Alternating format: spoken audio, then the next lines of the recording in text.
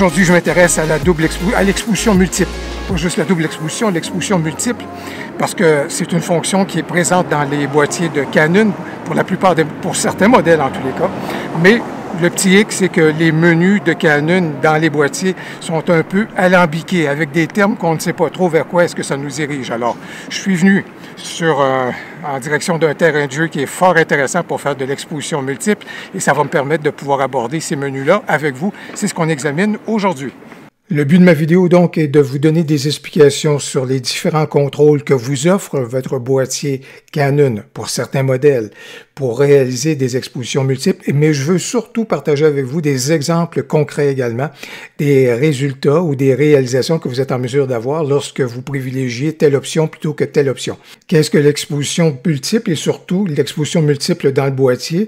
Bien, dans le cas de Canon, c'est le fait d'être en mesure de jumeler 2 photos jusqu'à 9 photos directement dans le boîtier avec l'aide des contrôles que je vais donc vous présenter. Et ça donne des effets qui sont très créatifs, comme dans ce cas ici également, où est-ce que à la gare à New York, à ce moment-là, j'ai voulu amplifier un peu le nombre de personnages et de fantômes qu'on retrouvait dans la scène, et j'ai donc jumelé 2 photos directement donc à la prise de vue pour atteindre le résultat que vous voyez devant vous. Si votre appareil vous permet l'exposition multiple, vous allez retrouver donc le sous-menu pour gérer cette exposition multiple-là à l'intérieur de la toute première famille donc des menus qui est disponible sur votre appareil, c'est-à-dire la famille au niveau de la prise de vue, et soit que vous allez retrouver les contrôles pour l'exposition multiple dans le 4e onglet ou encore le 5e onglet. Dans ce cas ici, c'est dans le 5e onglet. Évidemment, par défaut, l'exposition multiple, elle est désactivée. Mais dès que vous allez cliquer sur « Désactiver », ça va donc afficher un nouveau panneau de contrôle où est-ce que vous allez avoir la possibilité de 2 modes au niveau donc de la prise de vue. Le premier mode qu'on appelle « Fonction contrôle » et le deuxième mode qu'on appelle la prise de vue continue. Je vais vous donner des exemples d'un mode et de l'autre mode. Et lorsque vous allez sélectionner un mode ou l'autre, vous allez vous retrouver par la suite donc avec la possibilité de venir contrôler le rendu de votre photo. Et c'est particulièrement ce vers quoi je vais me consacrer aujourd'hui, parce que les termes qu'on nous présente sont un peu alambiqués, comme je le disais dans mon introduction, mais c'est-à-dire que dans ce cas ici, on vient vous dire au niveau du rendu de vos photos, est-ce que vous voulez qu'on additionne celle-ci sans gain, avec gain, de façon lumineuse ou encore en privilégiant le volet ombre des ombres ou encore le côté des noirs. Alors, je vais vous donner des exemples pour vous permettre de mieux comprendre ce vers quoi on se dirige en privilégiant une option plutôt qu'une autre. Je vais donc aborder les 2 modes qui vous sont proposés pour l'exposition multiple, mais il faut comprendre la chose suivante. Que vous choisissiez fonction contrôle ou encore prise de vue continue, vous avez accès également par la suite aux différents rendus que votre boîtier va vous offrir, ceux que j'examinais tout à l'heure, que ce soit les 4 rendus que je vais aborder avec vous, ou encore, pour certains modèles, vous avez accès à 2 rendus sur 4. Si j'examine pour le moment peut-être celui qui est le plus facile à comprendre, juste ici, prise de vue continue. Alors, le mode prise de vue continue, c'est celui qui vous permet de pouvoir capter le mouvement d'un sujet ou encore d'un objet à l'intérieur d'un seul et unique cadrage.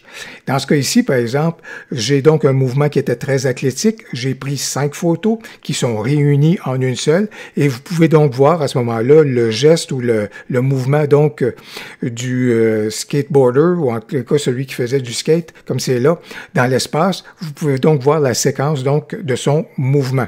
Bien entendu, ici, lorsqu'on fait ce genre de photo-là, c'est pas parce qu'on vient de privilégier le mode prise de vue continue que ça dispose de tous les autres réglages qu'on doit faire. Par exemple, puisque dans ce cas ici, c'était une séquence qui était rapide, j'ai donc privilégié une vitesse d'obturation très rapide. Et évidemment, j'ai mis mon appareil en mode rafale. Bien sûr, et c'est également le cas, par exemple, dans cette séquence-ci, encore une fois, 5 photos qui sont réunies en une seule pour voir justement le déplacement du personnage dans l'espace. Bien sûr, si je faisais une séquence où est-ce que c'était le déplacement de la Lune au-dessus de la ville, les réglages de notre appareil vont être complètement différents que si je regarde une scène comme celle que j'étais en train de capter justement avec le mouvement, donc au niveau du skateboard. Lorsque vous regardez le deuxième mode, c'est-à-dire fonction contrôle, dites-vous, voilà le mode qui me permet de garder le contrôle ou encore qui me permet de modifier, si vous voulez, chacune des photos que je vais prendre dans le contexte de mon exposition multiple, c'est-à-dire que je suis capable de changer le cadrage, je suis capable de changer la durée d'exposition, je suis capable de sous-exposer et de surexposer les différentes photos que je suis en train de faire dans le contexte de mon exposition multiple. C'est donc un mode qui nous permet de faire des photos comme celle que vous voyez juste ici, une réalisation comme celle-là, qui est une double exposition dans ce cas-ci, 2 photos. Le jogger qui passait dans une direction, je l'ai capté, j'ai pivoté et je l'ai capté dans l'autre direction avec un rendu donc qu'on va pouvoir explorer dans quelques instants. Mais voilà donc dans ce cas-ci, fonction contrôle, vous n'êtes pas lié, si vous voulez, à un seul et unique cadrage. On arrive à la portion qui est peut-être la plus cruciale de la vidéo. Je veux vous permettre de bien comprendre les différents rendus qui nous sont proposés par Canon. Dans ce cas ici, par exemple, sans gain, avec gain, lumineux ou encore sombre. C'est pas évident parce que ce sont des termes qui sont un peu alambiqués, je le disais donc d'entrée de jeu. Et dans ce cas ici, je trouve qu'au niveau anglophone, c'est plus facile à comprendre si je m'en vais donc du côté anglais. Parce que ici, en anglais, on est venu dire le premier qu'on appelle sans gain en français. En anglais, ça s'appelle additive. Additive, ça veut dire j'additionne les photos. Là où est-ce qu'on vient dire avec gain, en anglais, on vient dire average, qui veut donc dire moyenne. Alors voilà qui est plus facile de comprendre que dans le premier cas, sans gain en français, j'additionne vos photos l'une par-dessus l'autre sans faire aucun traitement, tandis que dans le deuxième cas, quand on vient dire avec gain, alors dans ce cas ici, c'est average, ça veut dire que je vais prendre vos photos et je vais en faire une moyenne pour arriver à un résultat qui se rapproche le plus d'une photo normale. Et on va compléter le tour d'horizon avec les 2 derniers rendus, lumineux ou sombres. Et pour comprendre ceux-ci, je vais me tourner vers des termes en ce qui a trait à l'histogramme, par exemple, que vous connaissez déjà. Donc, au niveau lumineux, remplacez donc lumineux par haute lumière et les blancs. Ce qui veut donc dire que si on privilégie ce rendu-là, le logiciel donc de votre boîtier va traiter vos photos afin de mettre de l'avant et que les portions haute lumière et les blancs dans vos photos vont avoir préséance sur les zones d'ombre et les noirs. Et à l'inverse, lorsque vous allez privilégier sombre, ça veut donc dire que les noirs et les ombres vont avoir préséance sur les hautes lumières et les blancs. Pour examiner le tout de façon concrète, je vais donc vous présenter une situation interprétée avec chacun des rendus. Dans ce cas ici, donc, c'est le mode sans gain, c'est-à-dire que c'est l'addition tout simplement des 2 photos l'une par-dessus l'autre. Et la meilleure façon peut-être un peu de regarder les différences avec les autres rendus que vous allez voir, examinez particulièrement cette portion-ci juste là. Alors, vous avez de l'information qui vient des 2 photos et qui est quand même conservée d'un rendu à l'autre. Si on bascule après ça du côté donc du rendu où est-ce qu'on fait une moyenne, alors dans ce cas ici, c'est avec gain. Alors, vous voyez que dans ce cas-ci, on se rapproche beaucoup plus d'une photo dite normale. Et c'est ce que le logiciel tente de faire. Il prend les différentes photos, il va corriger l'exposition des photos pour en arriver à un rendu qui est relativement dit normal. Si on regarde par la suite la photo où est-ce qu'on privilégie donc la lumière, c'était donc le rendu lumineux. Alors, dans ce cas ici, puisque ça privilégie donc les hautes lumières et les blancs, vous voyez que dès qu'il y a de la haute lumière, regardez encore la portion qui est juste ici, vous ne voyez pas du tout de détails, ce qu'on retrouvait précédemment dans la méthode sans gain, donc où est-ce qu'on additionnait les photos. Dans ce cas ici, dès qu'il y a donc des hautes lumières en quelque part, ça vient complètement supplanter les informations. Alors voilà donc le rendu que vous avez ici avec le volet lumineux. Et si je conclue avec le volet sombre, alors je vous disais qu'ici c'est vraiment tout ce qui est dans la portion donc des ombres et des noirs qui a complètement préséance sur le reste des informations.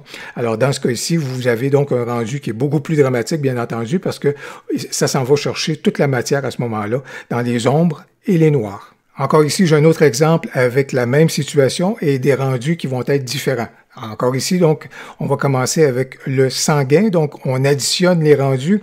Et ce qu'il faut savoir, et je vais pointer juste ici, ce qu'il faut savoir, c'est lorsqu'il y a des zones lumineuses d'une photo à l'autre qui s'intersectent, ça rend cette portion-là encore plus lumineuse. Alors, c'est ici, vous avez un bon exemple, justement, de l'addition, si vous voulez, des zones lumineuses ensemble.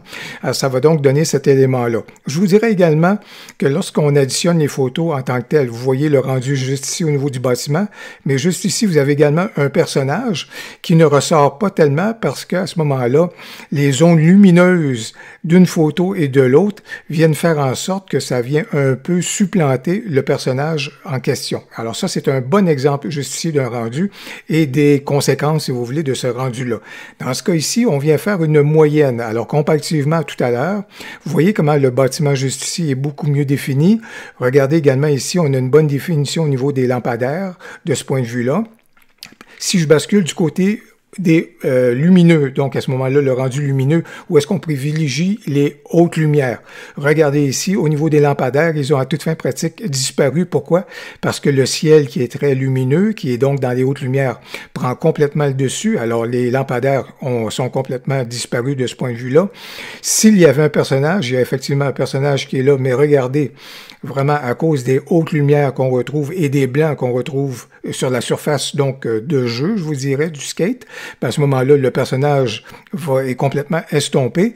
Et la deuxième portion du bâtiment juste ici, ben là, vraiment, c'est juste un concept. Il n'apparaît plus du tout parce que, évidemment, toutes les hautes lumières ont pris toute la place. Et à l'inverse, par contre, si on finit avec le côté sombre, dans ce cas ici, c'est peut-être quelque chose qui peut être intéressant.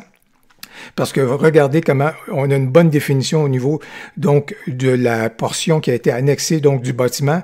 Les lampadaires sont très présents, très définis parce qu'ils sont sombres par définition. Donc ils ressortent énormément. Et dans ce cas-ci, il y a un personnage qui était évidemment sur la surface de jeu. Et vous voyez comment il est beaucoup mieux défini parce qu'il avait un pantalon noir, etc.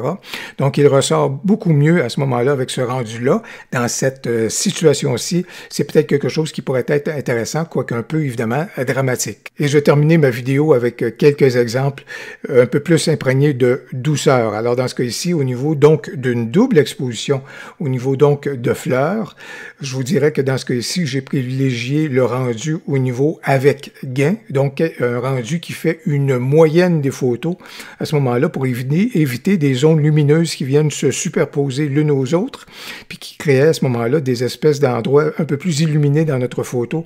Dans ce cas ici, je pense que c'était quelque chose qui est tout à fait intéressant. Également, dans le même mode, dans ce cas ici, donc quelque chose qui fait donc une moyenne des photos qui sont prises.